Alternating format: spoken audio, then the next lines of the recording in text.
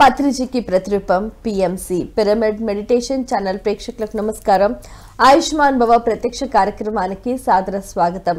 మనకు ఆయుష్ని పెంచి ఆనందాన్ని అందించేది ఆరోగ్యం. అటువంటి ఆరోగ్యాన్ని సంరక్షించుకోవటం ప్రతి ఒక్కరి బాధ్యత.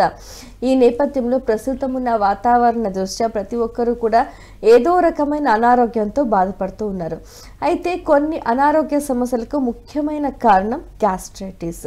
అసలు మరి గ్యాస్ట్రైటిస్ వల్ల ఎటువంటి కాంప్లికేషన్స్ ఉంటాయి, అలాగే గ్యాస్ట్రైటిస్, అలాగే ఐబిఎస్, ఫ్యాటీ లివర్, పెద్ద పేగులో వాపు, ఇలాంటి రకాల సమస్యలకు హోమియోపతిలో ఎటువంటి చికిత్సా విధానాలు అందుబాటులో ఉన్నాయో తెలియజేయడానికి మనతో పాటు ఉన్నారు ప్రముఖ హోమియోపతి వైద్య నిపుణులు, మీ అందరికీ బాగా సుపరిచితులైన డాక్టర్ శ్రీనాథ్ గారు. వారితో మాట్లాడి మరిన్ని విషయాలు వారి మాటలు తెలుసుకుందాం. మీకు కూడా ఏమైనా సందేహాలు ఉంటే కూడా మీరు డయల్ చేయవలసిన నెంబర్ 0406600333. ఈనాటి మన కార్యక్రమాన్ని ప్రారంభిద్దాం. నమస్కారం అండి. నమస్కారం అండి. అసలు ఈ గ్యాస్ట్రైటిస్ అనేది ఎలా స్టార్ట్ అవుతుంది సార్? రైట్ అండి. జీర్ణాశయ సమస్యల్లో ఏర్పడేటువంటి ప్రధానమైన లక్షణాల్లో గ్యాస్ట్రైటిస్ గురించి చెప్పుకోవచ్చు. ఎక్కువ మంది చెప్పేటువంటి ముఖ్యమైనటువంటి లక్షణం ఏంటంటే వేళకు భోజనం చేయకపోవడం, అంటే టైంకి తినకపోవడం వల్ల తేన్పులు అధికంగా వస్తుంది, పొట్ట ఉబ్బరంగా ఉంది, అలాగే నేను భోజనం చేసి చాలాసేపు అయింది కానీ తీసుకున్నటువంటి ఆహారం అంతా కూడా గొంతులో నుంచి నోట్లోకి వస్తుంది, పుల్లగా తేన్పులు వస్తున్నాయి, ఇలాంటి లక్షణాలతో చెప్తూ ఉంటారు. ఈ లక్షణాలని GERD అంటాము, అంటే గ్యాస్ట్రో ఈసోఫేజియల్ రిఫ్లక్స్ డిసీజ్ అంటామండి. అంటే తీసుకున్నటువంటి ఆహారం జీర్ణమయ్యేందుకు కొన్ని రకాల ఆమ్ల పదార్థాలు కడుపులో హెల్ప్ఫుల్గా ఉంటాయి. ఈ ఆమ్లం యొక్క గాఢత పెరిగినప్పుడు అది పైకి ఎగదన్నుకొని వస్తుంది.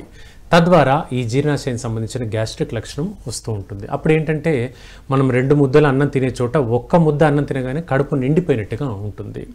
ఇది ప్రధానమైనటువంటి GERD అనేటువంటి లక్షణం. అయితే ఇందుకు గల కొన్ని కారణాలు ఏంటో తెలుసుకుందాం. ముఖ్యంగా టైంకి తినకపోవడం అనేది వెరీ బ్యాడ్ హ్యాబిట్. దానివల్ల ఏర్పడేటువంటిది ఇది ముఖ్యమైనటువంటి లక్షణం. దీనివల్ల కడుపు లోపల ఉండేటువంటి పొరలు, అంటే కడుపు అంటే స్టొమక్, దీన్నే మనం మెడికల్గా గ్యాస్టర్ అని అంటున్నాం. సో దాని లోపల ఉండేటువంటి పొరలు డ్యామేజ్ అవుతాయి, తద్వారా కడుపు యొక్క పరిమాణం అనేది పెరుగుతూ వస్తుంది. దీన్ని గ్యాస్ట్రైటిస్ అంటాం. గ్యాస్ట్రైటిస్ అంటే పెద్ద పేగు కాకుండా కడుపు భాగంలో వాపుకు సంబంధించిన అంశంగా మనం చెప్పుకోవచ్చు. అయితే ఈ విధంగా వేళకు తినకపోవడము, మసాలా పదార్థాలు అధికంగా తీసుకోవడము, నాన్ వెజ్ రిలేటెడ్ ఆహార పదార్థాలు అధికంగా తీసుకోవడము, ముఖ్యంగా మసాలా దినుసులు అధికంగా తీసుకోవడం వల్ల కూడా ఈ గ్యాస్ట్రిక్ లక్షణం తలెత్తుతుంది. మసాలా అంటే రోజువారీ మనం ఫుడ్లో వాడుకునేటువంటి మసాలే కాకుండా ఇంకా రకరకాల ఫుడ్ అంటే చిన్న చిన్న స్నాక్స్లు వాటిల్లో కూడా కలిపేటువంటి మసాలా ఐటమ్స్ వల్ల కూడా ఇది తలెత్తుతూ ఉంటుంది. ఇక ఎవరో ఊహించినటువంటి ముఖ్యమైనటువంటి ప్రధానమైనటువంటి కారణం ఏంటంటే మానసిక అంశాలు కూడా గ్యాస్ట్రైటిస్కి దోహదపడుతూ ఉంటాయి. అంటే తీవ్రమైనటువంటి మానసిక ఒత్తిడి ఉండేటువంటి వ్యక్తులకు కూడా జీర్ణాశయానికి సంబంధించినటువంటి సమస్యలు వచ్చేటువంటి అవకాశం అధికంగా ఉంటుంది. మిడిల్ ఏజ్డ్ వ్యక్తుల్లో వచ్చినట్లయితే అది గ్యాస్ట్రిక్ అల్సర్కి దారితీస్తూ ఉంటుంది. మిడిల్ ఏజ్ అంటే 30 నుండి 35 సంవత్సరాల ఏజ్ గ్రూప్ దాటిన తర్వాత వచ్చినట్లయితే ఇది గ్యాస్ట్రిక్ అల్సర్కి సంకేతంగా చెప్పుకోవచ్చు. అంటే కడుపులో ఏర్పడేటువంటి ఒక చిన్న పుండు. ఈ పుండు అంటే ఏంటి? కడుపు లోపలి భాగంలో ఒక పుండు. ఇప్పుడు మనకు నోటి పూత ఏ విధంగా అవుతుందో అలా కడుపు లోపలి భాగంలో పూత ఏర్పడుతుంది. దీన్ని మనం అశ్రద్ధ చేయడం మూలంగా ఆ చిన్నగా పర్ఫరేషన్ అంటే రంధ్రంలాగా ఏర్పడి అందులో చిన్నగా బ్లీడింగ్ అవుతూ వస్తుంది. ఈ విధంగా బ్లీడింగ్ అవుతూ ఉండడం వల్ల కడుపు నిరంతరం మంట ఉంటుంది. సరే, లంచ్ టైం అయింది, 1:30, 2 అయింది, భోజనం చేయాలి, చేద్దాం అని లంచ్ చేయగానే 2 ముద్దల అన్నం తినగానే కడుపు నొప్పి పెరుగుతుంది. ఇది గ్యాస్ట్రిక్ అల్సర్ తాలూకు లక్షణం అండి. ఇక దీనికి కింది భాగంలో డియోడినం అనే ఒక చిన్న పేగు ఉంటుంది. ఇక్కడ పూత ఏర్పడినట్లయితే ఫుడ్ తీసుకున్న తర్వాత ఆ నొప్పి తగ్గుతుంది. అంటే ఫుడ్ తినగానే నా కడుపు నొప్పి తగ్గిందండి అంటారు. ఇది డియోడినల్ అల్సర్. సో వ్యూవర్స్ వింటున్నారు కదా, గ్యాస్ట్రిక్ అల్సర్కి డియోడినల్ అల్సర్కి వ్యత్యాసం ఏంటో మీరే వ్యక్తిగతంగా డయాగ్నోస్ చేసుకోవచ్చు. ఈ 2 అంశాలండి. ఇది కాకుండా మానసిక ఒత్తిడులు, అంటే ఎక్కువ కాలంగా నిద్ర సరిగ్గా లేకపోవడము, మానసిక ఆలోచనలు పెట్టుకోవడము, ఉదాహరణకు ఫైనాన్షియల్కి సంబంధించిన ఆస్పెక్ట్స్ కావచ్చు, ఫ్యామిలీకి సంబంధించిన ఆస్పెక్ట్స్ కావచ్చు, ఎక్కువగా చింత పెట్టుకోవడము, అప్పుడేమవుతుంది ఇర్రెగ్యులర్ ఫుడ్ హ్యాబిట్స్ అవుతాయి. అంటే రాత్రి 9ంటికి 10ంటికి చేయాల్సిన భోజనం అర్ధరాత్రి 12-1 గంటకు అవుతుంది. నా దగ్గర చాలామంది పేషెంట్స్ వస్తారు, డాక్టర్ గారు నేను తినేది చాలా తక్కువ అండి, నాకు బొజ్జు ఎందుకు వస్తుందో అర్థం అవ్వట్లేదండి, ముఖ్యంగా ఈ భాగమే టమ్మీ భాగమే నాకు ఎక్కువగా వస్తుందండి అంటూ ఉంటారు. అయితే ఇది ఎక్కడి నుంచో ఆకాశం నుంచో బయట నుంచో ఏర్పడలేదు, మన యొక్క డైటరీ హ్యాబిట్స్ వల్లే మనకి ఏర్పడింది, అంటే టైంకి తినకపోవడం వల్ల ఏర్పడినటువంటి లక్షణం. ఇకపోతే ఒక ఏజ్ పెరిగిన తర్వాత, అంటే ఒక 65, 70 ఏజ్ గ్రూప్ దాటిన తర్వాత పేగుల యొక్క సాగే గుణం కూడా పెరుగుతుంది, తద్వారా కూడా కొంచెం పొట్ట వచ్చేటువంటి అవకాశం ఉంది. అది ఒబెసిటీ కాదండి, అంటే స్థూలకాయం కాదు, ఇది వ్యక్తిగతంగా మనం గుర్తించాల్సినటువంటి అంశాలు ఉంటాయి. ఇవి గ్యాస్ట్రైటిస్ తాలూకు లక్షణాలండి. సో ఇప్పుడు మనం చెప్పుకున్నాం గ్యాస్ట్రైటిస్ ఎవరికి వస్తుంది, ఏ లక్షణాలు వస్తుందనే అంశాలు చెప్పుకున్నాం. ఇప్పుడు ఇది ముదిరినప్పుడు వచ్చేటువంటి లక్షణాలు ఏ విధంగా ఉంటాయి అనేటువంటి అంశాలు కూడా తెలుసుకోవాలి. అయితే అందులో ఈ గ్యాస్ట్రైటిస్ బాగా ముదిరినప్పుడు పర్ఫరేషన్స్ అని చెప్పాను మీకు, అంటే పెద్ద పేగు లోపలి భాగం కంటే కూడా పై భాగంలో రంధ్రాలు ఏర్పడి చిన్నగా బ్లీడింగ్ అవుతుంది అన్నాను. సో ఈ వ్యక్తి డాక్టర్ గారిని కలిసినప్పుడు ఏం చెప్తాడు, డాక్టర్ గారు మోషన్కి వెళ్ళినప్పుడు నాకు స్టూల్స్ అనేవి లైక్ బ్రిక్ రెడ్ కలర్లో, బ్రౌన్ కలర్లో కానీ ఎరుపు రంగులో స్టూల్స్ వస్తున్నాయండి, ఎల్లోయిష్గా కాకుండా రెడ్డిష్గా వస్తున్నాయి అనేటువంటిది ప్రధానంగా చెప్తుంది. ఇంకొక నోటబుల్ పాయింట్ ఏంటంటే తీవ్రమైనటువంటి రక్తహీనతతో బాధపడతారు. సాధారణంగా ఉండాల్సినటువంటి హిమోగ్లోబిన్ స్థాయి 12 నుంచి 14 గ్రామ్% వరకు ఉండాలి, అంతకంటే బాగా తక్కువగా అవుతుంది అన్నప్పుడు ఈ విధంగా మనం దానికి సంబంధించి గ్యాస్ట్రిక్ తాలూకు లక్షణాలు ఏదో కాంప్లికేషన్ ఉంది అని ఆలోచించుకోవచ్చు. ఇకపోతే ఇది ముదిరినప్పుడు యుక్త వయస్సులో, అంటే ఒక 20 సంవత్సరాల లోపు యుక్త వయస్సులో వేధించినట్లయితే, ఇవే లక్షణాలు వేధించినట్లయితే IBS అనేటువంటి లక్షణం ఉంటుందండి. దీన్ని మనం ఇరిటబుల్ బవెల్ సిండ్రోమ్ అనేటువంటి కండిషన్గా చెప్తూ ఉంటాము. ఈ ఇరిటబుల్ బవెల్ సిండ్రోమ్ అంటే పేగుల యొక్క కదలికలు ఎక్కువగా జరిగిపోతుంటాయి. పేగుల యొక్క కదలికల్ని మనం పెరిస్టాల్సిస్ మూమెంట్స్ అని అంటాము. అంటే తీసుకున్నటువంటి ఆహారం పై పేగు నుంచి కింది పేగు వరకు కదలికల ద్వారానే కిందికి వస్తుంటుంది. అంటే ఇప్పుడు పాములాగా క్రాలింగ్ మూమెంట్స్ ఉంటాయి, వీటిని పెరిస్టాల్సిస్ మూమెంట్స్ అంటాము. సో ఆ విధంగా జీర్ణమైనటువంటి ఫుడ్ ఐటమ్స్ అంతా కిందికి వస్తూ ఉంటుంది పెద్ద పేగు భాగంకి. ఇది 20 ఏళ్లలోపు పిల్లల్లో చదువు రీత్యా లేదా దూరంగా, ఇప్పుడు ఈ మధ్య అయితే బయటికి ఎక్కువగా ఫారెన్కి వెళ్ళడం, అక్కడ చదువుకోవడము, వంట చేసుకోవడము, ఇవన్నీ ఎక్కువగా స్ట్రెస్కు లోనవుతుంటారు. అలాంటి పిల్లలకు వచ్చేటువంటి వేధించేటువంటి సమస్య ఈ ఇరిటబుల్ బవెల్ సిండ్రోమ్ అంటాం. అయితే కొంతమందిలో సార్ ఇప్పుడు గ్యాస్ట్రైటిస్తో బాధపడుతున్న వాళ్ళే ఫుడ్ తీసుకున్నప్పుడు కూడా కడుపులో ఇట్లా మెల్లేసినట్టు పేగులన్నీ ఇట్లా ట్విస్ట్ చేసినట్టు అనిపిస్తుంది, ఎందుకలా సార్? రైట్ అండి. ఇప్పుడు మనకు సహజంగా తీసుకున్నటువంటి ఆహారం ఏదేమైనప్పటికీ అది జీర్ణం కావాలంటే ప్రతిరోజు తీసుకునేటువంటి ఆహారానికి బ్యాలెన్స్డ్గా వాటర్ కంటెంట్ ఉండాలి. సగటున ఒక యుక్త వయసు దాటిన తర్వాత వ్యక్తికి సుమారుగా 2 నుంచి 4 లీటర్ల వరకు వాటర్ అవసరం అండి. అంతకంటే తక్కువగా వాటర్ తీసుకున్నప్పుడు ఫుడ్ అనేది డైజెషన్ సక్రమంగా అవ్వదు, అప్పుడు తద్వారా అదంతా హార్డ్గా స్టాగ్నెట్గా అవుతుంది. ఇప్పుడు తీసుకున్నటువంటి ఆహారము జీర్ణమయ్యేందుకు పేగుల లోపలి భాగంలో విల్లై అనే చిన్న ప్రొజెక్షన్స్ ఉంటాయి. ఇవి ఆహారాన్ని అబ్జర్వ్ చేస్తూ ఉంటాయి, ఇవి పాడవుతాయి. దానివల్ల మనకు ఫుడ్ తీసుకున్న తర్వాత లైక్ ట్విస్ట్ అవుతున్నట్టుగా పిసుకుతూ ఉన్నట్టుగా ఉందండి కడుపు అనేటువంటి కంప్లైంట్ ఎక్కువగా పేషెంట్స్ చెప్తుంటారు. ఆ లక్షణం ఉంటుంది. అయితే అది తాత్కాలికం మాత్రమే అండి. కొందరిలో గ్యాస్ట్రిక్ కంప్లైంట్ అనేది, అంటే గ్యాస్ అక్యుములేట్ అయిపోవడం వల్ల కూడా ఈ లక్షణం ఉంటుంది. ఒకసారి గ్యాస్ పాస్ అయిపోయిన తర్వాత మళ్ళీ అది రిలీఫ్ వచ్చే అవకాశం ఉంటుంది. ముఖ్యంగా ఇది ఎవరికి అంటే దుంపకూరలు అధికంగా తీసుకునేటువంటి వ్యక్తులు, ముల్లంగి, కాలీఫ్లవరు, క్యాబేజీ, అలాగే ఆలు, చామగడ్డ ఇలాంటి దుంపకూరలు అధికంగా తీసుకున్నటువంటి వ్యక్తులకు వస్తుంది. అలాగే పులిసిపోయినటువంటి ఫుడ్ ఐటమ్స్ తీసుకున్నా కూడా, అంటే లైక్ దోశ రిలేటెడ్ ఐటమ్స్, అలా పులిసినటువంటి పదార్థాలు తీసుకున్నా కూడా ఈ గ్యాస్ అనేది బాగా కడుపులో అక్యుములేట్ అయిపోతుంది. పులుపు కొంచెం తగ్గించమంటారు. ఖచ్చితంగా అండి. పులుపు ఎలా అంటే అండి, చాలా మంది చేసేటువంటి పొరపాటు ఏంటంటే బ్రేక్ఫాస్ట్లో వీటికి సంబంధించిన ఐటమ్స్ తీసుకుంటాం, గారెలను, దోశలను తీసుకుంటాం. అయితే ఆరోగ్యరీత్యా చెప్పుకుంటే అవి మంచివే, కానీ ఉదయాన్నే, ఇప్పుడు మనం ఉదయం అంటే రాత్రి సుమారుగా 12 గంటల పాటు మనం ఏం తినట్లేదు, రాత్రి ఎప్పుడో 9-10 తింటే ఉదయం వరకు ఏమి తీసుకోం. అలా ఆ ఫాస్టింగ్ని బ్రేక్ చేస్తున్నాం కాబట్టి దాన్ని మనం బ్రేక్ఫాస్ట్ అంటున్నాము. ఈ 12 గంటల ఫాస్టింగ్ని బ్రేక్ చేస్తున్నాం ఏదో తిని. సో ఆ టైంలో ఈ పులిసినటువంటి ఆహారం తీసుకోవడం వల్ల కొంచెం గ్యాస్ట్రిక్ కంప్లైంట్ ఎక్కువ అవుతుంది. అందుకే మనం వింటూ ఉంటాం, ఇప్పుడు ఎవరైనా వ్యక్తికి బీపీ కానీ షుగర్ కానీ ఉందనుకోండి, డాక్టర్ గారి దగ్గరికి వెళ్ళినట్లయితే బీపీ మాత్రం వేసుకో అమ్మ జీవితాంతం అంటారు. ఆ వ్యక్తికి ఓ జీవితాంతం ఓ గ్యాస్ట్రిక్ మాత్ర వేసుకోమ్మా, ఉదయం లేవగానే పరిగడుపున మాత్ర వేసుకో అంటారు. ఎందుకు? ఆ మాత్ర ప్రభావం వల్ల వస్తుంది, రెండో తీసుకునే ఆహారం వల్ల వస్తుంది. సో జీవితాంతం ఉదయం లేవగానే చాలా మంది నేను చూస్తుంటాను, మీరు కూడా చూసే ఉంటారు, బాక్స్ పెట్టేసుకుంటారు, ఆ బాక్స్లో 4-5 రకాల టాబ్లెట్ పెట్టేసుకుంటారు, ఇది ఉదయానికి, మధ్యాహ్నానికి, సాయంత్రానికి అంటూ. సో ఆ మాత్ర ఉదయం లేవగానే వేసేసుకుంటారు, 5-10 మాత్రలు పెట్టేసుకుంటారు.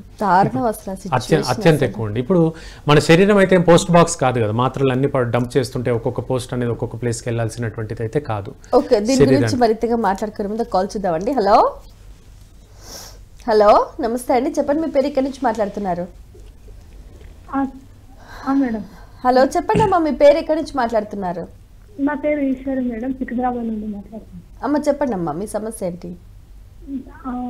నాకు ఈ మడిమెడ దగ్గర ఈ శీల మండల్లో వాపులాగా వచ్చేసింది 2 కాళ్ళు. మళ్ళీ ఇక్కడ సార్ నమస్కారం సార్. చెప్పమ్మా. ఈ కాళ్ళ దగ్గర శీల మండల కాడ 2 కాళ్ళకి వాపులాగా వచ్చేసింది, నీరులాగా. ఒక 2-3 ఇయర్స్ అవుతుంది అట్లా వచ్చేసి.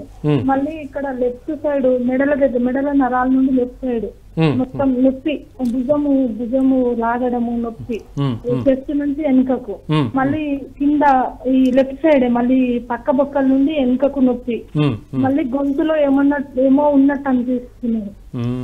కలిసావమ్మా? మరి 2-3 సంవత్సరాల నుంచి అంటున్నావు, డాక్టర్ గారిని కన్సల్ట్ చేసావా?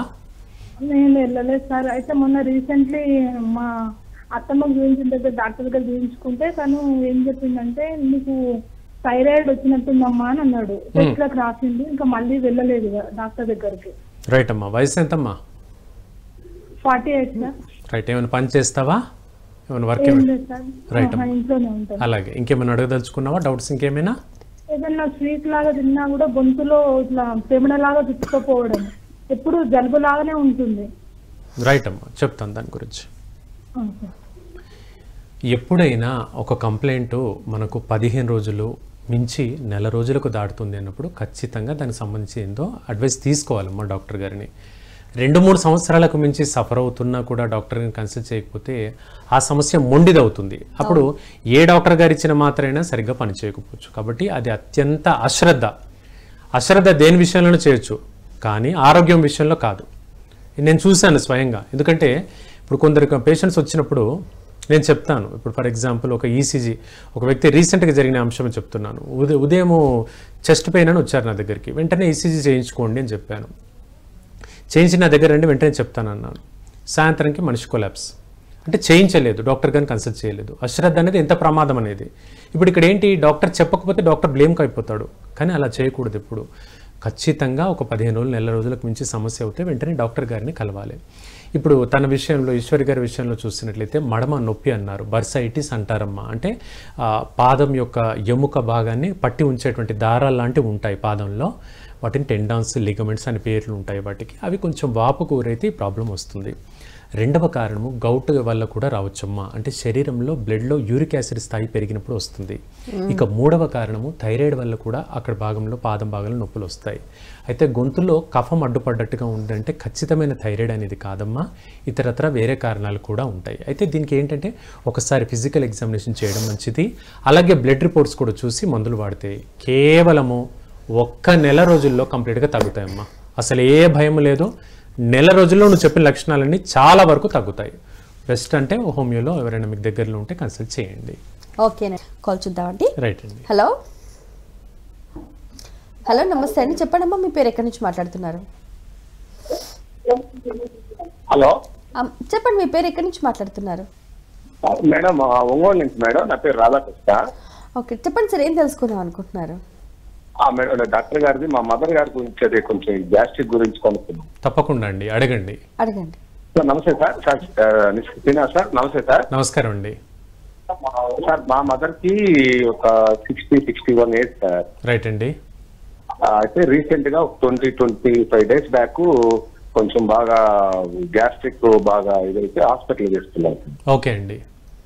అయితే ఏమైందంటే వాళ్ళు చూసి వెంటనే కొంచెం అంటే ఫస్ట్ టైం వచ్చిన ఆర్ఎంపీ దగ్గర తీసుకెళ్ళి ఆయన కొంచెం డౌట్ వచ్చి ఇంజక్షన్ చేయగానే పెయిన్ ఆగలేదు.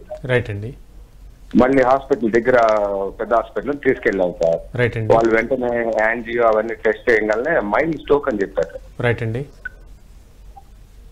మైల్డ్ స్ట్రోక్ అని చెప్పి చెప్పగానే మళ్ళీ మేము రిలేటెడ్ కార్డియాక్ సెంటర్ ఉంటే అక్కడికి తీసుకెళ్ళాం సార్. ఓకే. అయితే ఒక 2 days తర్వాత స్టెంట్ వేయాలని చెప్పారు సార్. ఒక 3 valves బ్లాక్ అయినాయి, అందులో 2 అయితే బాగా హెవీగా అయినాయండి, చేయాలని చెప్తే సరే చేయించాం సార్. 2 valves చేశారు. రైట్ అండి. ఒక 4-5 days తర్వాత డిశ్చార్జ్ చేశారు, ఇంటికి తీసుకొచ్చాం సార్. ఓకే. అయితే మెడిసిన్స్ రాస్తే వాడుతున్నాం సార్, రెగ్యులర్ గా అప్పటి నుంచి వాడుతున్నాము. అయితే అవి ఏం తిన్నా గానీ తేపులు వస్తున్నాయి కడుపులో ఇదిగా ఉంటుందని బాగా భయపడతా ఉంటుంది. రైట్ అండి, రైట్ అండి. అదేనా ఇంతకుముందు సార్ ఈ స్టెంట్స్ వేయక ముందు ఆ అమ్మగారికి కొన్ని గ్యాస్ ట్రబుల్ మీద రెగ్యులర్ గా హోమియో డాక్టర్ ఓన్లీ హోమియోనే ఇక్కడ ఒంగోలు డాక్టర్ గారు ఉంటే డాక్టర్ శ్రీనివాస్ గారు అని ఆయన దగ్గర రెగ్యులర్ మెడిసిన్ తీసుకొని వాడుతూ ఉంటారు. రైట్ అండి. అదే సార్ కొంచెం ఇది వచ్చినప్పటికీ మళ్ళీ దీనికి మళ్ళీ సపరేట్ ట్రీట్మెంట్ ఏమన్నా అట్లా కన్ఫ్యూజన్ గా.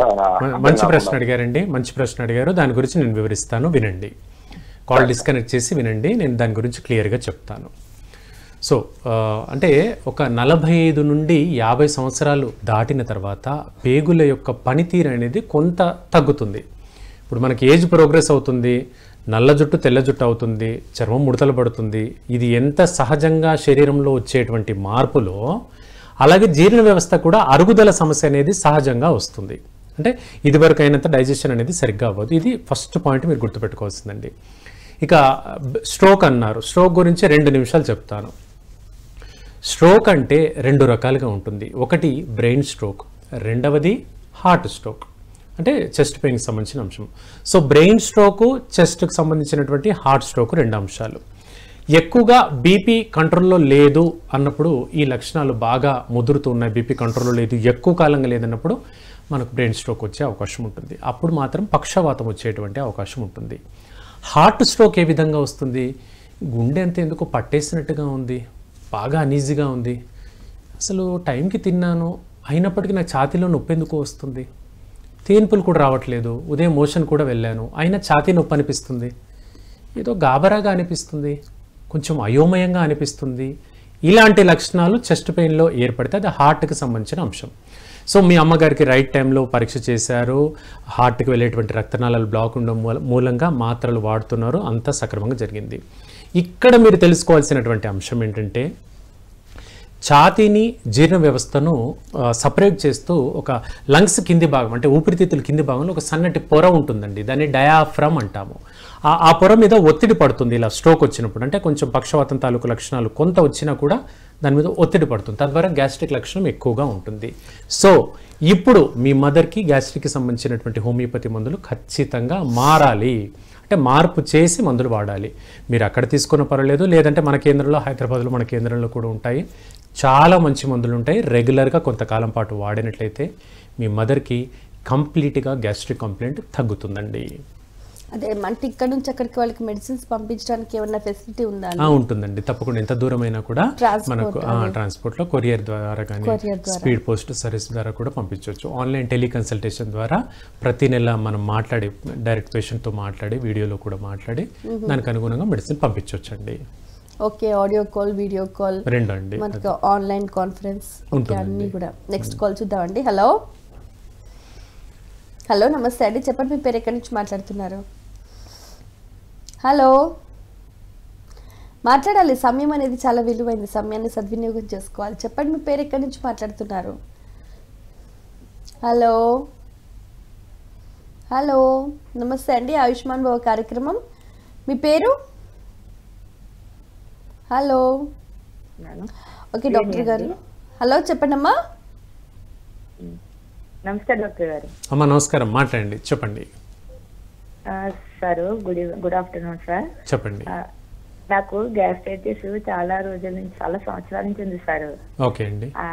వెంటాపు వాడి ఉన్నాను, కానీ ఇప్పుడైతే వాడట్లేదు. కానీ అది గొంతుకు బర్నింగ్ వచ్చి గొంతు అంతా అల్సర్ అయ్యి డెంటల్ అయ్యి పాడయ్యాయి సార్. రైట్ అండి. అవి తీసుకుంటే చెవులు హోర్ వచ్చేసి మరి మైగ్రేన్ ఏంటో తెలియదు, అసలు ఏం వినపడకుండా ఫంగస్ వచ్చేస్తుంది చెవుల నుంచి సార్. రీసెంట్ గా ఒక 10 days బ్యాక్ అయితే స్కాన్ చేయించుకుంటే స్టోన్స్ ఉన్నాయి, అల్ట్రాసౌండ్ చేయించుకుంటే గాల్ బ్లాడర్ లో. సార్ కిడ్నీలో అయితే ఏదో సింపుల్ గా ఉండి పడిపోతుంది అన్నారు. ఇంకా ఏం మెడిసిన్స్ తీసుకోవట్లేదు. ఫుడ్ తీసుకున్నాక లెఫ్ట్ సైడ్ పేగు ఉబ్బరం అవుతుంది సార్, ఉబ్బిపోతున్నట్టుగా ఉండి పెయిన్ వచ్చేస్తుంది. రైట్ అమ్మా, రైట్ రైట్. అది మోషన్ అవితే మోషన్స్ అయిపోతున్నాయి సార్. మోషన్ దగ్గర చిన్న ముక్క వచ్చినట్టుగా ఉండి ఎప్పుడే 15 years నుంచి మోషన్ అవ్వకపోతే సఫర్ అవుతాను. మోషన్ అయితే చాలా ప్రమాద స్థాయికి లాగా అయిపోతున్నాను. 24 గంటల నొప్పి కూడా చేశారు లాప్రోస్కోపీ తోటి. అసలు ఈ ఎడమ వైపుని పెయిన్ కి దేనికి స్కాన్ చేయించుకోవాలి సార్? అసలు ఏం వాడాలి? మిమ్మల్ని కన్సల్ట్ చేయాలని. తప్పకుండా అమ్మా, దాని గురించి చెప్తాను, 2 నిమిషాలు వినండి. మీరు ఓవరాల్గా చెప్పినటువంటి లక్షణాలన్నీ కూడా గ్యాస్ట్రిక్ తాలూకు లక్షణాలు. ఒక్క ముఖ్యమైన కీ పాయింట్ చెప్పారమ్మా, గాల్ బ్లాడర్లో రాళ్ళు ఉన్నాయని. మన శరీరంలో రాళ్ళు ఏర్పడడం అనేది కొన్ని ముఖ్యమైన అవయవాల్లో ఉంటుంది. అందరికీ తెలిసినటువంటి అవయవం కిడ్నీస్. కిడ్నీలో రాళ్ళు ఏర్పడడం అనేది అత్యంత సహజంగా మనకు తెలుస్తుంటాయి. అవి కాకుండా గాల్ బ్లాడర్లో కూడా రాళ్ళు ఏర్పడతాయండి. మూడవది లాలాజల గ్రంథులు, సలైవరీ గ్లాండ్స్ అంటాం కదా, లాలాజల గ్రంథుల్లో కూడా చిన్నపాటి రాళ్ళు ఏర్పడతాయి. అయితే ఒక అపోహ ఏంటంటే ఇవి రాళ్ళంటే మనం బయట చూస్తున్న కంకర రాళ్ళు, ఇసుక రాళ్ళు కావండి. శరీరంలో రక్తనాళాల్లో చిన్నపాటి కాల్షియం కానీ, కాల్షియం ఆక్సలేట్ కానీ, ఇట్లా కొన్ని కెమికల్ తాలూకు లక్షణాలుగా చెప్పుకోవచ్చు. ఒక చిన్న చిన్న పొడి లాంటివన్నీ ఒక చిన్న ముద్దగా ఏర్పడితే దాన్ని మనం స్టోన్స్ అని అంటున్నాం. ఇప్పుడు మనం కాలర్ విషయంలో మనం చూసామండి, తన విషయంలో గాల్ బ్లాడర్లో రాళ్ళు ఎవరికైతే ఉంటాయో అమ్మా వాళ్ళకు జీవితాంతం గ్యాస్ట్రిక్ లక్షణం ఉంటుంది. సో అందుకనే డాక్టర్ గారు ఏం చేస్తారు, గాల్ బ్లాడర్ రాళ్ళు కరిగేందుకు పెద్దగా మందులు ఉండవు. ఆ గాల్ బ్లాడర్లో ఉండేటువంటి సంచినే మొత్తం తీసేస్తారు. సో ఆ సంచిని తీసేయడం మూలంగా జీవితాంతం గ్యాస్ట్రిక్ కంప్లైంట్ ఉంటుంది. కాబట్టి డాక్టర్ గారు చెప్తారు, అమ్మా నువ్వు ఈ మాత్ర లైఫ్ టైం వాడుకో, ఉదయం లేవగానే బ్రష్ చేసుకోగానే ఈ మాత్ర వాడుకో అని డాక్టర్ గారే స్వయంగా చెప్తారు. ఇప్పుడు మీకు పరిష్కారం చెప్తాను చూడండి. గాల్ బ్లాడర్లో రాళ్ళు సంపూర్ణంగా కరిగేందుకు హోమియోపతి మందులు ఉన్నాయి. ఇక రెండవ విషయం, మలద్వారం దగ్గర ఇబ్బంది ఏర్పడుతుంది. కొలోనోస్కోపీ పరీక్ష చేయించారు, అయినప్పటికీ ఇబ్బందికరంగా ఉంటుంది. అంటే ఒక్కసారి మోషన్కి వెళ్ళాలంటే చాలా తీవ్రంగా ఉంది అన్నారు. అనేక రకాల కారణాలు ఉంటాయమ్మా. పెద్ద పేగు లోపలి భాగంలో చిన్నపాటి కాయలాగా కణితి ఏర్పడితే కూడా ఈ విధంగా జరగవచ్చు. అలాగే మోషన్ ఫ్రీగా లేకపోవడం వల్ల కూడా జరగవచ్చు. ఎనీహౌ గాల్ బ్లాడర్లో రాళ్ళు ఎవరికైతే ఉంటాయో వాళ్ళకు జీవితాంతం గ్యాస్ట్రిక్ కంప్లైంట్ ఉందన్నాం కదా, ఆ లక్షణంగా మనం భావించవచ్చు. ఇకపోతే థర్డ్ ప్రశ్న మీరు అడిగింది, ఏ పరీక్ష చేయించుకోవాలి, నాకు ఎడం పక్క రిబ్స్ పక్కటెముకల భాగంలో నొప్పి వస్తుంది, ఏ పరీక్ష చేయించుకోవాలన్నారు. CT scan chest and abdomen చేయించాలమ్మా. అంటే స్కానింగ్ పరీక్ష ఛాతీ మరియు కడుపు భాగానికి చేయించాలి. ఇది పర్ఫెక్ట్ నిర్ధారణ అవుతుంది. ఏంటి ప్రాబ్లం అనేది వెరీ క్లియర్గా 100% తెలుస్తుంది.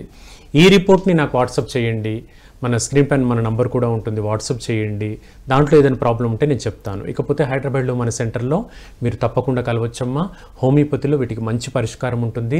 రాగలిగితే హైదరాబాద్లో రండి, రాలేకపోతే టెలికన్సల్టేషన్ ద్వారా తీసుకోండి. సో దట్ మీకు మందులు మీ ఇంటికే కొరియర్ ద్వారా అందించబడతాయి.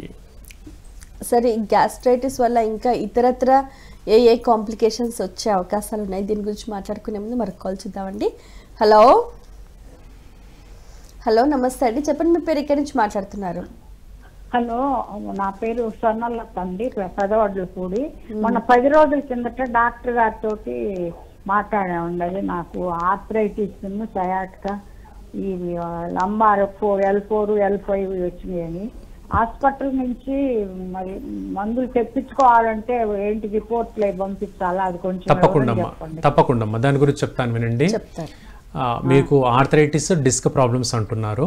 వీటికి సంబంధించిన 2019 నుంచి ముందు తొంటి నొప్పి వచ్చింది, తర్వాత 21లో సయాటికా వచ్చింది. రైట్ అమ్మా, పెన్ను పేపర్ ఉంటే తీసుకోండి. నేను ఒక నంబర్ చెప్తున్నాను, రాసుకోండి. ఆ నంబర్కి మీ రిపోర్ట్స్ పంపండి. ముందుగా వాట్సాప్ ద్వారా ఆ నంబర్కి రిపోర్ట్స్ పంపండి, చూస్తాను. అంటే ఎంఆర్ఐ స్కాన్ ఉంది, అది పంపించమని. స్కానింగ్ ఫిలిం అక్కర్లేదమ్మా, కాగితం ఉంటుంది కదా, ఆ కాగితాన్ని ఫోటో తీసి వాట్సాప్లో పంపండి. అదే కాగితమే ఎంఆర్ఐ స్కాన్ రిపోర్ట్, అది పంపించండి. కాగితం పంపండి. అదే అంటున్నాను కదమ్మా, నేను అదే అంటున్నా, మీరు అదే అంటున్నారు. ఏ రిపోర్ట్స్ ఉంటే వాట్సాప్ చేయండి అంటున్నాను. సో అవి రిపోర్ట్స్ వాట్సాప్ చేయండి. నంబర్ చెప్తున్నాను, రాసుకుంటారా? అదేనండి, సరిపోతుంది. డాక్టర్ ఫ్యాక్స్ మీరు రెగ్యులర్గా చూస్తూ ఉంటారు కదా, పంపండి. ఆ నంబర్కి వాట్సాప్ పంపండి, దానికి సంబంధించి పూర్తి వివరాలు నేను చెప్తాను. ఓకేనా? రైట్ అమ్మా, మంచిది. ఓకే డాక్టర్ గారు, మనం గమనిస్తే కూడా ఈ ఫ్యాటీ లివర్ అనేది కూడా చాలా సఫర్ అవుతూ ఉంటారు, దాని గురించి వివరించండి. రైట్ అండి, సో మన శరీరంలో అత్యంత ముఖ్యమైనటువంటి అవయవం లివర్. సో తీసుకున్నటువంటి ఆహారం జీర్ణం కావడానికి అది ఉత్పత్తి చేసేటువంటి ఒక జ్యూసు బైల్ జ్యూస్ అంటాము. దానివల్ల మనకు డైజెషన్ సక్రమంగా అవుతుంది. అలాగే అది ఉండడం మూలంగా మన శరీరంలో టాక్సిసిటీ ఎక్కువగా రాదు. అంటే ఫర్ ఎగ్జాంపుల్ ఒక మాత్ర వేసుకున్నాం, ఆ మాత్ర ఎంతవరకు మనకు శరీరం అబ్జర్వ్ అవ్వాలో అంతవరకే అబ్జర్వ్ అవుతుంది, మిగతా అది ఒక ఫిల్టర్ లాగా వడగట్టి బయటికి వెళ్ళిపోతుంది. అలా చేసేటువంటి అవయవమే లివర్. అంటే అంత ఇంపార్టెంట్ అవయవం లివర్ అనేది. శరీరంలో మలినాల్ని విసర్జించేందుకు కూడా హెల్ప్ అవుతుంటుంది. సో ఈ లివర్లో కొందరిలో తీసుకునేటువంటి ఆహారపు అలవాట్ల మూలంగా కావచ్చు, ఆల్కహాల్ కన్జంప్షన్ వల్ల, ఒబేసిటీ వల్ల, శారీరక శ్రమ లేకపోవడం వల్ల లివర్ వాపుకు గురవుతుంది.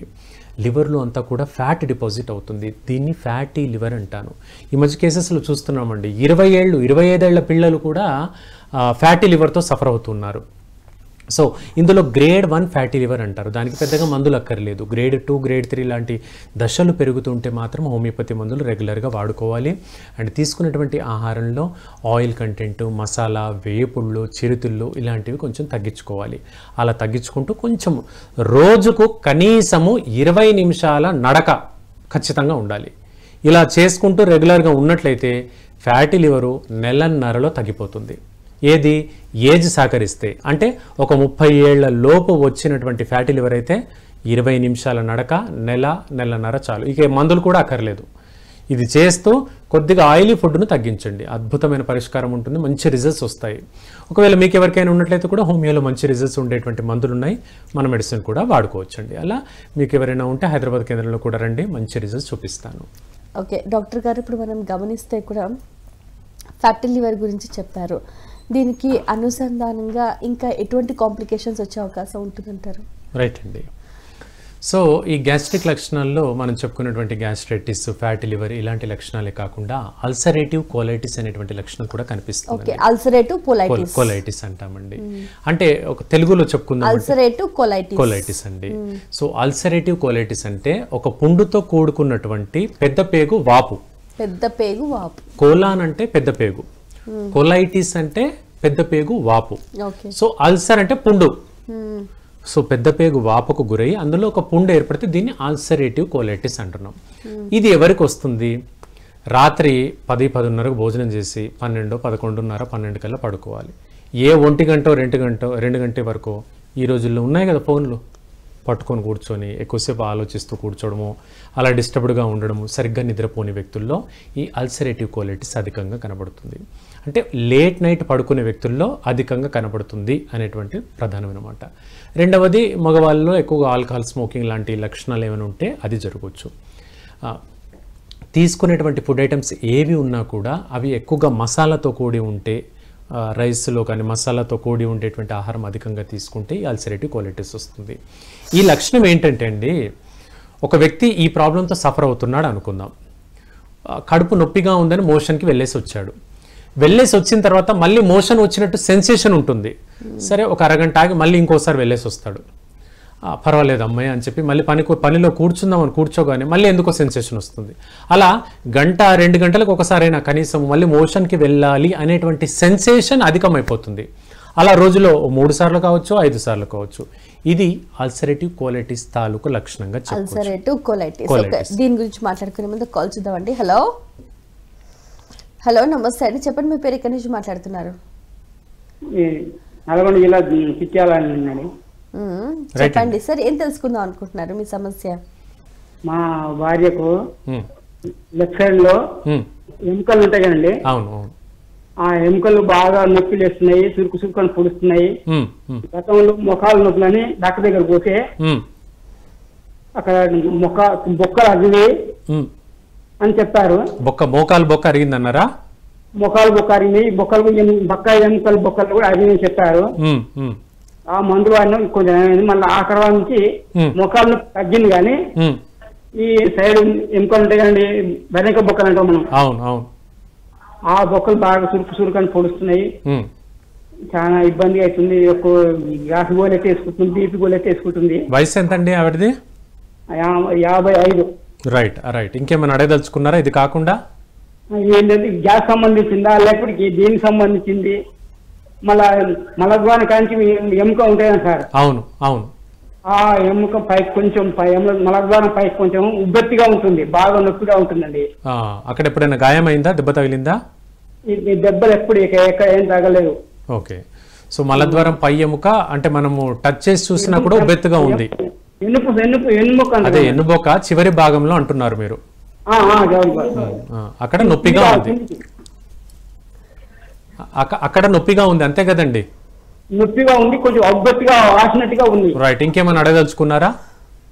దాని నుంచి గ్యాస్ సంబంధించిన వాడాలి ఎట్లా అని నేను చెప్తాను, వినండి. ఫోన్ కట్ చేసి వినండి, నేను చెప్తాను దాని గురించి. ఫస్ట్ ప్రశ్న అండి, మీరు పక్కటెముకలు, దాన్ని పక్క బొక్కలు అంటున్నాం, రిబ్స్ అని అంటున్నాం. ఈ పెయిన్ని మెడికల్గా చెప్పుకోవాలి అంటే అందరూ వ్యూవర్స్ ఉన్నారు కాబట్టి వాళ్ళని అందరినీ కవర్ చేసుకోవాలంటే ఇంటర్ కోస్టల్ పెయిన్ అంటాము. ఇంటర్ కోస్టల్ మయాల్జియా అనేటువంటి కండిషన్ చెప్పుకుంటాం. అంటే కండరాల నొప్పి మాత్రమే. వెనక ఛాతీ వెనక భాగము, పక్కటెముకలు వెనక భాగంలో వస్తే అది కేవలం కండరాలకు సంబంధించిన నొప్పి. గ్యాస్ట్రిక్ నొప్పి అంటే ఏ విధంగా ఉంటుంది? ముందు భాగం గుండా, తేన్పుల గుండా, ఛాతీ మధ్య భాగంలో కూడా గ్యాస్ట్రిక్ వస్తుందండి. సో ఇది కేవలం కండరం తాలూకు నొప్పి అని చెప్పుకున్నాం. ఎందుకు వస్తుంది అంటే ఇప్పుడు మనకు మెడ ఎముకల అరుగుదల ఉన్నప్పుడు కూడా కొంచెం నొప్పి అనేది కిందికి పాకుతుంది. మెడ ఎముకలు అంటే డిస్క్ ప్రాబ్లం, స్పాండలైటిస్ అనే పదాలు మీరు విని ఉంటారు. అదే అరుగుదల వల్ల కూడా ఆ నొప్పి కిందికి పాకుతూ ఉంటుంది. అలా పక్క ఎముకలకు ఆ రకమైనటువంటి నొప్పి వస్తుంది. సో అది అరుగుదల తాలూకు లక్షణం. రెండవది, మీరు నల్గొండ జిల్లా అంటున్నారు, కొంచెం ఫ్లోరోసిస్ ప్రభావం వల్ల కూడా ఈ లక్షణం కావచ్చండి. వాటర్లో ఫ్లోరిన్ కంటెంట్ గతంలో తీసుకున్నప్పుడు అధికంగా ఉండడం మూలంగా కూడా ఈ లక్షణం ఉంటుంది. ఇక మూడవది, వెన్నుపూస చివరి భాగం అంటే వెన్నుబొక్క చివరి భాగం అన్నారు. దీన్ని ఈ ఎముకను కాక్సిక్స్ అంటాము. కాక్సిక్స్ అంటే ఇలా లైక్ మనం గుర్రంబు తోక లాగా ఉండేటువంటి ఆకారాన్ని కాక్సిక్స్ అంటారు. ఆ ఎముక దగ్గర ఉబ్బెత్తుగా నొప్పిగా ఉంది అంటే రెండు కారణాలు. ఒకటి, గతంలో ఏదైనా గాయమై ఉంటే వస్తుంది. ఆ గాయం మూలంగా చిన్న ఫ్రాక్చర్ ఏదైనా ఏర్పడుతుంది, వెంట్రుక మందం పగులు ఏర్పడినా నొప్పి ఉంటుంది. రెండవది, అక్కడ ఏదైనా కాయలాగా ఏర్పడుతుందంటే పైలాండియల్ సైనస్ అంటారు. దాన్ని ఎలా గుర్తించాలి? టచ్ చేసి చూస్తే కొంచెం తేమగా, కొద్దిగా చెమట వచ్చినట్టుగా, తడి తగులుతున్నట్టుగా ఉంటుంది. అలా ఉంటే పైలాండియల్ సైనస్ అంటారు. ఈ రెండే లక్షణాలండి. అయితే తాత్కాలిక ఉపశమనానికి ఏం చెయ్యాలి అని మీరు అడిగారు. దీనికి కాక్సిక్స్ కుషన్ అంటామండి. అంటే ఒక చిన్న, ఇప్పుడు మనం కుర్చీ మీద వేసుకొని కూర్చే కుషనే ఒక ఆకారం, ఒక యూ ఆకారంలో ఉంటుందండి. యూ ఆకారంలో ఉండేటువంటి కుషన్ మామూలు సర్జికల్ మెడికల్ షాప్లో దొరుకుతుంది. అది వేసుకొని కూర్చున్నప్పుడు, పడుకున్నప్పుడు దాన్ని నడుము కింది భాగంలో, సీట్ భాగంలో పెట్టుకుంటే కొంచెం వరకు బెటర్గా ఉంటుంది. ఇక ఖచ్చితమైన నిర్ధారణ మందులు కావాలంటే మాత్రం డాక్టర్ని కలవాలి. హోమియోపతిలో కూడా మంచి మార్గంలో ఉన్నాయి. మీరు ఎప్పుడైనా హైదరాబాద్ వస్తే సంప్రదించండి, లేదా టెలిమెడిసిన్ ద్వారా కూడా మెడిసిన్ తీసుకోవచ్చు. ఓకే డాక్టర్ గారు, ఇప్పుడు ఇంతవరకు కూడా మనం తెలుసుకున్నాము, ఒక గ్యాస్ట్రైటిస్ అనేది చాలా చిన్న ప్రాబ్లం అని చాలామంది అనుకుంటారు, కానీ దానివల్ల ఇన్ని కాంప్లికేషన్స్, మన శరీరంలో ఇన్ని ఆర్గన్స్ ఎఫెక్ట్ అయ్యే అవకాశం, దానివల్ల ఇంకా ఏం డిసీజెస్ వచ్చే అవకాశాలు ఉంటాయంటారు? రైట్ అండి. ఈ గ్యాస్ట్రిక్ లక్షణం అనేది బాగా మొండిగా ఏళ్ల తరబడి వేధిస్తూ ఉండడం మూలంగా ప్రధానంగా మానసిక ప్రశాంతత అనేది కోల్పోతాము. ఏ పని మీద ధ్యాస ఉంచడము, కాన్సన్ట్రేషన్ అనేది బాగా లోపిస్తుంది. దీనివల్ల ఏమవుతుందంటే కడుపు నొప్పి, అజీర్తి, మంటే కాకుండా వెంటనే మోషన్కి వెళ్ళాలనేటువంటి లక్షణం ఉంటుంది. అంటే పేషెంట్ మనకు క్లియర్గా చెప్తుంటారు, డాక్టర్ గారు ఉదయం లేవగానే మోషన్కి వెళ్ళేసి వస్తున్నా, సంతృప్తిగా వెళ్ళొస్తున్నానండి, అయినప్పటికీ నాకు ఆ భాగం దగ్గర అనీజీగా ఉందండి, ఏదో దురదగా అనిపిస్తుంది, మళ్ళీ దురదగా చూస్తే స్కిన్ ఎలర్జీ ఏం లేదండి, మంటగా అనిపిస్తుంది, అక్కడ ఏం పగుళ్ళు కూడా లేవండి, బ్లడ్ వచ్చినట్టుగా అనిపిస్తుందండి కానీ బ్లడ్ రావట్లేదండి. అంటే ఎంతసేపు ధ్యాస దాని మీదనే ఉంటుంది. ఇది ఒక యాంగ్జైటీ డిజార్డర్కి దారితీస్తుంది. యాంగ్జైటీ న్యూరోసిస్ అంటాము. అంటే అన్నెసరిగా అధిక చింతన వల్ల కూడా మానసిక క్షోభకు గురవుతూ ఉంటారు. కాబట్టి కొందరిలో ఇలా ఆలోచించి కూడా పైల్స్ లక్షణం వచ్చే అవకాశం ఎక్కువగా ఉంటుంది. అంటే మలద్వారం దగ్గర రక్తనాళాలు, ఇప్పుడు మన చేతిలో రక్తనాళాలు బయటకు కనబడుతూ ఉంటాయి. ఈ రక్తనాళాలు ఉబ్బెత్తుగా మారతాయి. మలద్వారం దగ్గర ఉబ్బెత్తుగా మారి మనం మోషన్కి వెళ్ళినప్పుడు, మొక్కినప్పుడు అవి చిట్లుతాయి. చిట్లి బ్లడ్ పడుతుంది. అయితే ఈ బ్లడ్ పడ్డప్పుడు కూడా చల్లినట్టుగా, ఒక ఇంజెక్షన్తో, సిరంజ్తో చల్లినట్టుగా బ్లడ్ పడితే అది పైల్స్ లక్షణం అండి. అంటే పైల్స్ లక్షణంలో ఆ కండిషన్ కనపడుతుంది. దీని గురించి మాట్లాడుకునే ముందు కాల్ చూద్దామండి. హలో నమస్తే అండి, చెప్పండి మీ పేరు, ఎక్కడి నుంచి మాట్లాడుతున్నారు? హలో నమస్తే అండి, ఆయుష్మాన్ భవ, మీ పేరు, ఎక్కడి నుంచి మాట్లాడుతున్నారు?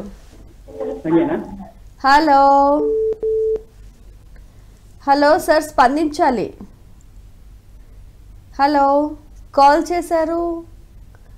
మీ పేరు ఎక్కడి నుంచి మాట్లాడుతున్నారు సార్? హలో, ఓకేనండి, మీరు చెప్పండి సార్. ఇందాక పైల్స్ అని చెప్తున్నారు కదండి, దాన్ని సో కంటిన్యూ చేయండి. పైల్ సెలక్షన్లో ఏ విధంగా ఉంటుందంటే మనం చెప్పుకున్నాం. మాట్లాడతారమ్మా? లైన్లో ఉన్నారా? మాట్లాడండి. లైన్లో ఉంటే మాట్లాడండి. చెప్పమ్మా. సార్ నా పేరు శ్యామల, నేను మంచిర్యాల నుండి మాట్లాడుతున్నా సార్. రైట్ అమ్మా. మెడ నొప్పి వస్తుంది, చెయ్యి ఒక లాగుతుంది, నడుము నొప్పి వస్తుంది. ఏం పని చేస్తావమ్మా? నేను ఏం చేయ, ఇంట్లోనే ఉంటా సార్. ఎంత వయసు ఎంతమ్మా? 52 సార్. 52 ఏళ్ళు. మాట ఏమో అట్లా అనిపించట్లేదు, నీ ఏజ్ 52 అనిపించట్లేదమ్మా. సరే, ఏం పని చేయవు కానీ ఆ నొప్పులు వస్తున్నాయి అంటావు, అంతేనా? రైట్ అమ్మా, దాని గురించి చెప్తాను. అమ్మా, 52 సంవత్సరాలు అంటున్నావు. జనరల్గా అయితే పని వల్ల, అలసట వల్ల ఈ నొప్పి వస్తుందమ్మా. కానీ నీ ఏజ్లో ఏదో తేడా అనిపిస్తుంది. ఎనీహో మెడ నొప్పి, నడుము నొప్పి, అలాగే చేతులు లాగుతున్నాయి అంటున్నాం. ఇదివరకు కూడా ఒక కాలర్తో మనం మాట్లాడుకున్నాం, స్పాండలైటిస్ తాలూకు లక్షణాల గురించి చెప్పుకున్నామమ్మా. అలాంటి లక్షణాల వల్ల ఇబ్బంది అవుతుంది. అలాగే కాల్షియం లోపం వల్ల, విటమిన్ డి లోపం వల్ల కూడా ఇబ్బందులు తలెత్తుతాయి. సో డైలీ మిల్క్ తీసుకోవడం అలవాటు చేసుకోండి. డేట్స్ అధికంగా తీసుకోండి. ఖర్జూరం పళ్ళు అంటాం కదా, పచ్చి ఖర్జూరాలు, రోజుకు ఒక పచ్చి ఖర్జూరం తీసుకోండి. వారంలో ఒక 2 సార్లు అంజీర్ తీసుకోండి. దీనివల్ల కొంత నొప్పి అనేది తగ్గుతుంది. సపోర్టివ్గా హోమియోపతి మందులు వాడండి. మంచిర్యాల అంటున్నారు, మనకు అక్కడ కూడా కేంద్రం ఉంటుంది. సో హోమియోపతి మందులు వాడుకోండి. ఓకేనండి, నెక్స్ట్ ఇంకో కాల్ చూద్దామండి. హలో, హలో, నమస్తే అండి, చెప్పండి, మీ పేరు ఎక్కడి నుంచి మాట్లాడుతున్నారు? సార్ మేడం, నేను మంచిర్యాల నుండి మాట్లాడుతున్నా. చెప్పమ్మా. శ్యామలన్నా? చెప్పమ్మా. శ్యామల గారు, ఇప్పుడు డాక్టర్ గారు చెప్పినట్టుగా మీరు ఆ విధంగా పాటించే ప్రయత్నం చేయండి. ఓకేనా అండి? నమస్తే. ఓకేనండి, ఓకే. నెక్స్ట్ కాల్ చూద్దామండి. హలో, హలో, నమస్తే అండి. అమ్మ చెప్పండి. మెడ నరాలు నొప్పి వస్తుంది మేడం, నడుము నొస్తుంది. కొన్ని హోమియోపతి మందులు కూడా తీసుకుంటున్నారు మేడం. ఎంత కాలం నుంచి తీసుకుంటున్నారు? 2 నెలలు అవుతుందమ్మా. ఓకే, మాట్లాడండి డాక్టర్ గారు. ఎక్కడమ్మా? అంటే మీరు ఎక్కడి నుంచి కాల్ చేస్తున్నారు? నేను మంచిర్యాల నుండి చేస్తున్నా. రైట్. వాడుతుంటే ఎట్లా ఉంది 2 నెలల నుంచి వాడుతుంటే? మందులు వాడుతున్నా, వాడినప్పుడు తగ్గుతుంది. ఒక 2 రోజులు లేట్ అయ్యి తీసుకెళ్ళడానికి మంచిర్యాల నుండి. అమ్మా, టీవీ వాల్యూమ్ తగ్గించే, నువ్వు చెప్పింది నాకు అర్థమవుతుంది, దాన్ని చెప్తా. ఉంది కానీ అది వాడకపోతే మళ్ళీ వస్తుంది. అర్థమైంది. రైట్ అమ్మా. రైట్ అమ్మా. ఇప్పుడు ఫోన్ కట్ చేస్తే నేను చెప్తాను, విను. ఫోన్ కట్ చేసి వినమ్మా. సో ఇప్పుడు ఆల్రెడీ చెప్పావమ్మా, మెడ నొప్పి, నడుము నొప్పి ఇవన్నీ అంటున్నావు. హోమియోపతి మందులు 2 నెలలుగా వాడుతున్నావు అంటున్నావు. వాడుతూ ఉండడం వల్ల నీకు బెటర్గా ఉంది కాబట్టి ఇంకొంతకాలం కంటిన్యూ చేయండి. జనరల్గా హోమియోపతి మందులు మనం స్టార్ట్ చేసినట్లయితే ఒక 3 నుండి 6 నెలల పాటు కనీసం వాడాలి. చాలామంది చేసేటువంటి అశ్రద్ధ ఏంటంటే ఓ నెల రోజులు 2 నెలలు వాడి మానేస్తారు. అలా ఎప్పుడు చేయొద్దండి. సంపూర్ణంగా కోలుకోవాలంటే డాక్టర్ గారు చెప్తారు 4 నెలలు వాడాలా, 6 నెలలు వాడాలా, కోర్స్ చెప్తారు. ఆ కోర్స్ ప్రకారంగా వాడాలి. అయితే ఈ నొప్పుల్లో అనేక రకాలు ఉంటాయమ్మా. మనము ఎముక పలచబడడం వల్ల కూడా నొప్పులు వస్తాయి. కొన్ని సందర్భాల్లో టీబీ అనేది ఎముకలకు కూడా వస్తుంది, దానివల్ల కూడా నొప్పులు వస్తాయి. ఎన్నో కారణాలు ఉంటాయి. సో వీటన్నిటికీ తగ్గేందుకు మీరు వాడుతున్న మందులు సరైనవే, రెగ్యులర్గా ఇంకా కొంతకాలం పాటు వాడండి, సంపూర్ణంగా తగ్గుతాయి. ఓకే డాక్టర్ గారు, మరి ఇప్పటివరకు మీరు చెప్పినట్టుగా ఈ గ్యాస్ట్రైటిస్కి సంబంధించి హోమియోపతి వైద్య విధానంలో ఎటువంటి చికిత్సా విధానాలు అందుబాటులో ఉన్నాయండి? రైట్ అండి. సో జీర్ణాశయ సమస్యలన్నీ కూడా, ఈ గ్యాస్ట్రైటిస్ కావచ్చు, అల్సరేటివ్ కోలైటిస్, ఇవన్నీ సమస్యలు కూడా హోమియోపతిలో చాలా చక్కని మార్గాలు ఉంటాయి. వయస్సుతో నిమిత్తం లేకుండా వచ్చేటువంటి గ్యాస్ట్రిక్ లక్షణాలు, అంటే 20 ఏళ్ల నుంచి 60-70 ఏళ్ల వరకు లేదా 80 ఏళ్ల వరకు వచ్చేటువంటి గ్యాస్ట్రిక్ లక్షణాలకు కూడా హోమియోపతిలో మంచి పరిష్కారం ఉంటుంది. ఈ వైద్య విధానంలో ఏంటంటే పూర్తిగా ఇమ్యూనిటీని పెంచేటువంటి మందులు ఉంటాయి. తద్వారా ఎలాంటి సైడ్ ఎఫెక్ట్స్ కానీ కాంప్లికేషన్స్ కానీ ఉండవు. అలాగే మోతాదు కూడా అధిక స్థాయిలో ఉండదండి, చాలా తక్కువ స్థాయిలో మందు ఉంటుంది. కాబట్టి మనకి ఎలాంటి కాంప్లికేషన్స్ లేకుండా తగ్గేటువంటి మార్గం ఉంటుంది. కావాల్సిందల్లా కాస్త ఓపిక, కొంచెం ఓపిక చేసుకొని రెగ్యులర్గా మందులు వాడితే మంచి రిజల్ట్ వస్తాయి. చిన్న చిన్న విషయాలండి, గొంతు నొప్పి, జలుబు, కంటి కురుపు, ముక్కు బ్లాక్ అవ్వడము, జ్వరము, ఇలాంటి లక్షణాలు కూడా ఒక్క 3-4 అవర్స్లోనే మంచి రిలీఫ్ అయ్యే విధంగా హోమియోపతి మందులు హెల్ప్ ఉంటాయి. అయితే చాలామందికి హోమియోపతిలో ఉంది అనే విషయం తెలియకపోవడం వల్ల అప్రోచ్ అవ్వరు. రెండవది చుట్టుపక్కల డాక్టర్స్ లేక అప్రోచ్ అవ్వరు. కానీ హోమియోలో వండర్ఫుల్ రిజల్ట్స్ ఉంటాయి, వాడుకోవచ్చు. రెగ్యులర్గా వాడితే ఈ సమస్యలన్నీ కూడా కాంప్లికేట్ కాకుండా పూర్తిగా అధిగమించేటువంటి అవకాశాలు మనకు ఉంటాయి. చాలా సంతోషం అండి. మీ అమూల్యమైన సమయాన్ని కేటాయించి ఎన్నో విషయాలు వివరంగా మా అందరికీ తెలియజేసినందుకు ధన్యవాదాలు. రైట్ అండి. సో ఫ్రెండ్స్, ఇది ఇవాల్టి మన ఆయుష్మాన్ భవ కార్యక్రమం. మరో కార్యక్రమంలో మళ్ళీ కలుసుకుందాం. అంతవరకు సెలవు. నమస్కారం.